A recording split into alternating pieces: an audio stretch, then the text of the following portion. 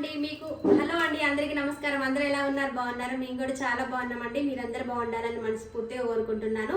So ఈ రోజు వరలక్ష్మి వ్రతం కాబట్టి మీకు మీ కుటుంబ సభ్యులందరికీ వరలక్ష్మి వ్రతం శుభాకాంక్షలు అండి. ఆ అమ్మవారి అనుగ్రహం మీ అందరికి ఉండాలని హారతి ఇస్తున్నానండి. మా వీడియో చూసిన ప్రతి ఒక్కరూ పేరు పేరున థ్యాంక్ యూ సో మచ్. అందరికీ హారతి తీస్తున్నా. మీరు అనుకున్న కోరికలన్నీ నెరవేరాలని, నిండు నూరేళ్ళు చల్లగా అందరూ బాగుండాలని మనస్ఫూర్తిగా కోరుకుంటున్నానండి.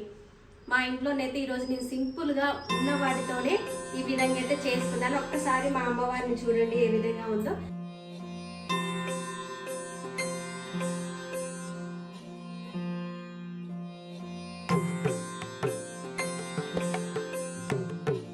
సో మిగిలినవన్నీ మావి సామాన్లన్నీ, పూజ సామాన్లన్నీ ఖమ్మంలో ఉన్నాయండి.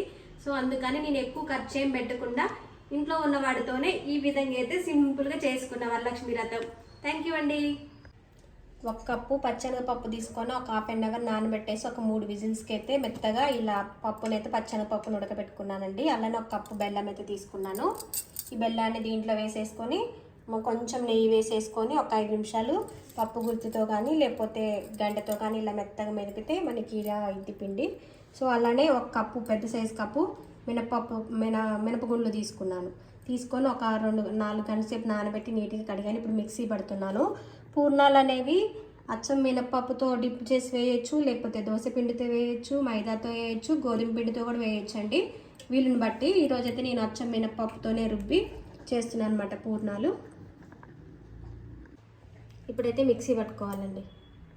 స్టవ్ అంతా నీట్గా కడిగి బియ్యం పిండితో ముగ్గు అయితే వేసుకున్నానండి. అటు పరవన్నం వండుతున్నాను. చూసారుగా ఇలా అయితే మెత్తగా రుబ్బుకున్నానండి. మిక్సీలోనే రుబ్బాను మినపప్పుని. ఈ పిండితోనే అమ్మవారికి వడలు వేసాను. అలానే డిప్ చేయడానికి కూడా పూర్ణాలకి రుబ్బి పెట్టుకున్నాం పిండిని. కొంచెం ఉప్పు వేస్తున్నానండి వడలు చేయడానికి. కొంచెం జీలకర్ర కూడా వేసుకున్నానండి. వేసుకొని బాగా కలుపుకొని పక్కన పెట్టుకోవాలి. అయితే మంచిగా ఉడికిందండి. దీంట్లో ఒక కప్పు తురుముకున్న బెల్లం అయితే వేసుకున్నాను. అలానే కొంచెం నెయ్యి వేసుకుంటున్నానండి. నెయ్యి వేసుకొని మెత్తగా ఒకసారి ఇలా అనుకొని స్టవ్ మీద పెట్టేసుకోవాలి. మనకి బెల్లం మొత్తం కరుగుతుంది. కరిగిన తర్వాత చల్లారి పెట్టుకొని చిన్న చిన్న బాల్స్ లాగా చేసుకోవాలి. ఇప్పుడు స్టవ్ వెలిగించుకొని బెల్లం కరిగేంత వరకు గంటతో కలబెట్టుకుంటూ ఉండాలండి. కావాలంటే పప్పు గుత్తితో కూడా ఇలా వెనుక్కోవచ్చు. బెల్లం మంచిగా తురుముకున్నాం కాబట్టి తొందరగానే కరిగిపోతుంది. చూసారు కదా, బెల్లం మొత్తం కరిగిన తర్వాత ఒక ప్లేట్లో వేసుకొని ఫ్యాన్ కింద చల్లారి పెట్టుకొని చిన్న చిన్న బాల్స్ లాగా చేసుకోవాలండి. సింపుల్గా చేసుకోవచ్చు పూర్ణాలు.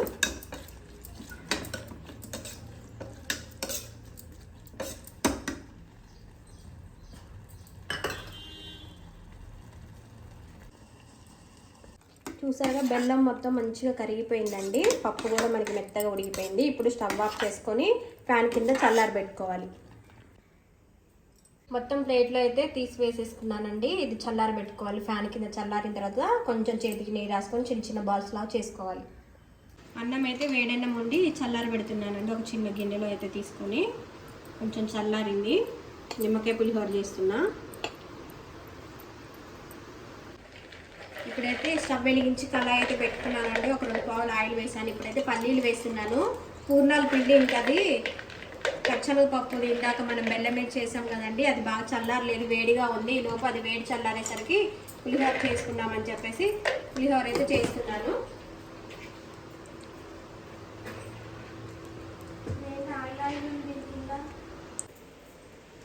పచ్చనపప్పు, ఆవాలు, మినపప్పు, జీలకర్ర అయితే తాలింపు గింజలు అయితే వేసుకున్నానండి. అలానే ఎండి మిరపకాయలు,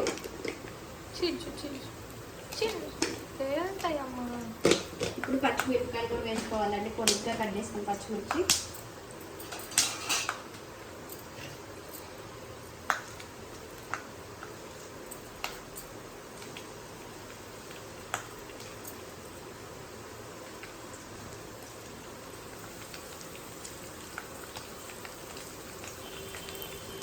తర్వాత కరివేపాకు,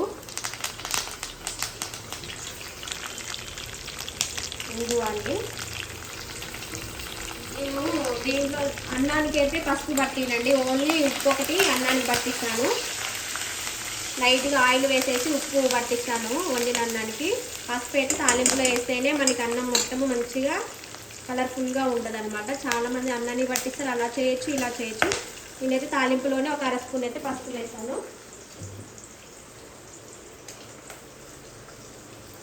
పసుపు వేసుకొని కలుపుకోవాలి.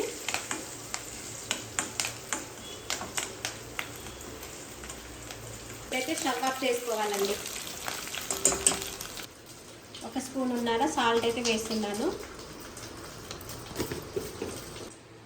సాల్ట్ వేసుకొని కొంచెం ఆయిల్ వేసేసుకొని రైస్ని అయితే కలుపుకున్నానండి. ఇప్పుడు ఒక 2 నిమ్మకాయలు అయితే పిండేసుకుంటున్నాను. అసలు రసం రావట్లేదు, బాగా పచ్చిగా ఉన్నవి. ఒకసారి పిండుకోవాలి. నిమ్మరసం, ఆయిల్, సాల్ట్ వేసుకొని కలుపుకున్నానండి. ఇప్పుడైతే తాలింపు చేసి పెట్టుకున్నాం కదా, ఇది కూడా మంచిగా అయింది. దీంట్లో వేసేసుకొని కలుపుకోవాలి.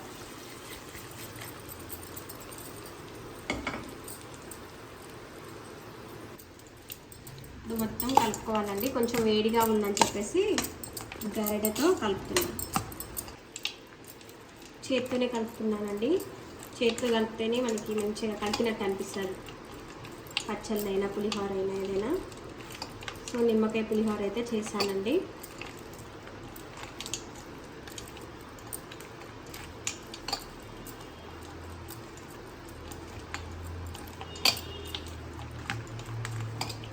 అటుపక్క పాయసం కూడా ఉడుకుతుంది, పరవన్నం. పులిహోర చేయటం అయిపోయింది. ఇప్పుడు పూర్ణాలను వడలు అయితే చేసుకోవాలి. వడలు చేసుకోవాలి. గారెలు అంటారు, మినపప్పు గారెలు అంటారు, మినప వడలు అని కూడా అంటారు. పూర్ణాలు ఈ 2 చేసేస్తే ప్రసాదాలు అయిపోతాయి చేయటం. చల్లారిందండి. పప్పు అని బెల్లం ఉడకబెట్టాం కదా, మంచిగా చల్లారింది. ఇట్లా రౌండ్గా చేసుకోవాలి. చేతికి కొంచెం నెయ్యి రాసుకొని ఇలా చేసుకొని పక్కనైతే పెట్టేసుకుంటున్నా. ఇప్పుడు ఆయిల్ పెట్టేసుకొని ఆయిల్ స్టవ్ వెలిగించి కళాయి పెట్టేసుకున్నానండి. ఆయిల్ కూడా వేడవుతుంది. ఇప్పుడు ఒక్కొక్క బౌల్ తీసుకొని ఈ మినప్పిండి ఉంది కదా, అచ్చం మినపప్పు, దీంట్లో డిప్ చేసుకొని ఇలా వేసుకోవాలి.